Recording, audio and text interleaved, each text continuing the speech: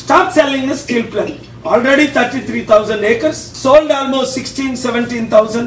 Only half left. ఇప్పటివరకే steel plant ని అమ్మేశారు. 33,000 ఎకరాలు. 16-18,000 మాత్రమే మిగిలింది. 8 లక్షల కోట్లది. 8,000 కోట్లకు అమ్మిస్తుంటే 3 సంవత్సరాల నుంచి నేను ఫైట్ ఇస్తుంటే ఫస్ట్ నేను ఫైల్ చేశాను. కొన్ని కారణాలుగా రిజెక్ట్ చేశాను. మరలా లాస్ట్ ఇయర్ ఫైల్ చేశాను. మీకు ఆర్గ్యుమెంట్స్ రావని ఈ రాజకీయ నాయకుడు తొత్తులు ఇద్దరు వాళ్ళ పేర్లు పెట్టి తిట్టారు. ఇప్పుడు దాన్ని యాక్సెప్ట్ చేశారు. ఆర్డర్ వేశారు. అమ్మకాన్ని ఆపారు. రుజువులు చేశాను. ఎవరు అమ్ముతున్నారు? మోదీ. ఎవరికి?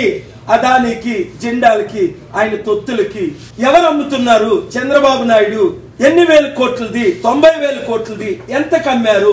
జగన్మోహన్ రెడ్డి 60,000 కోట్లది. 620,000 కోట్లకి, 620 కోట్లకి అమ్మేశారు. అంటే 100 కోట్ల విలువది ₹1,00,00,000 అమ్మేశారు. ఇదిగోండి రుజువు. లాస్ట్ వీక్ రుజువులు తెమ్మన్నారు. థర్స్డే ఫ్రైడే నేను మండే రుజువులతో వచ్చాను. రుజువులు ఇచ్చాను. పేపర్లు అన్ని ఇచ్చేసారు. వెంటనే ఫైట్ ఇచ్చారు జస్టిస్ గారు. ఈ రుజువులు కావా? మరి వాళ్ళకి నేను సర్వ్ చేయాలంట రుజువులు. మళ్ళీ అవన్నీ తీసేయడానికి సర్వ్ చేశాను. ఈ రోజు మరలా గురువారం వింటానన్నారు. స్టీల్ ప్లాంట్ ని అమ్మనివ్వకుండా 8,000 కోట్లు డొనేట్ చేస్తాం వైట్ మనీ తీసుకొచ్చి అని ఈ రోజు మళ్ళీ డెసిగ్నేట్ చేయమన్నారు. లెటర్ రాయమన్నారు. 3 లెటర్లు రాశానండి. ప్రధానమంత్రిని కలిశానండి. హోమ్ మినిస్టర్ ని కలిశానండి. రూపాలా గారిని కలిశానండి. స్టీల్ మినిస్టర్ ప్రధాని గారితో మాట్లాడానండి. మేస్తున్నాను. ఇప్పుడు చెప్పాను. రైల్వేలు అమ్మేశారు, పోర్ట్లు అమ్మేశారు, ఎయిర్పోర్ట్లు అమ్మేశారు, ఎయిర్లైన్స్ అమ్మేశారు, ఇండియాని అమ్మేశారు. ఒక మాటలో చెప్పాలంటే ఇవాళ ఆర్గ్యుమెంట్స్ వినిపించారు. కనుక మీడియా ఓనర్స్ లారా, మీడియా మిత్రులారా, నన్ను ఎంపీగా విశాఖపట్నం గెలిపించండి. స్టీల్ ప్లాంట్ అమ్మకాన్నే కాదు, సమస్త అవినీతిని పార్లమెంట్ లో జరగకుండా నేను కాపాడుతాను. అధికారం లేకుంటే ఇన్ని మంచి ఆర్డర్స్ నేను తీసుకొస్తున్నాను.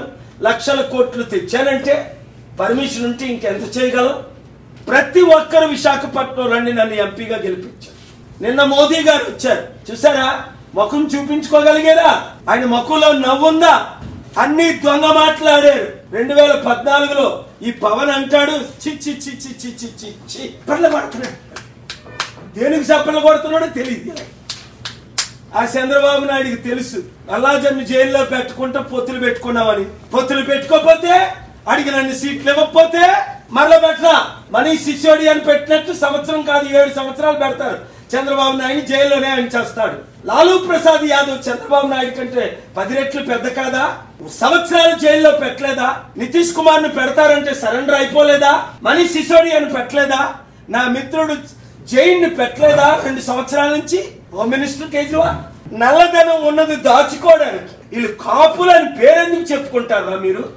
ముద్రగడ పద్మనాభమేమో 100 కోట్లకి రెడ్లకి అమ్ముడుపోయాడు వైసీపీకి. పవన్ కళ్యాణ్ ఏమో చూసారా డబ్బులు లేవన్నాడు. ఎలక్ట్రల్ బాండ్ లో 40 కోట్లు వైట్ మనీ ఉందంటే 500 కోట్లు ముందు ఇచ్చారా లేదా పవన్ కళ్యాణ్ కి? లేకపోతే 21-24 సీట్లు సెటిల్ అవుతాడా?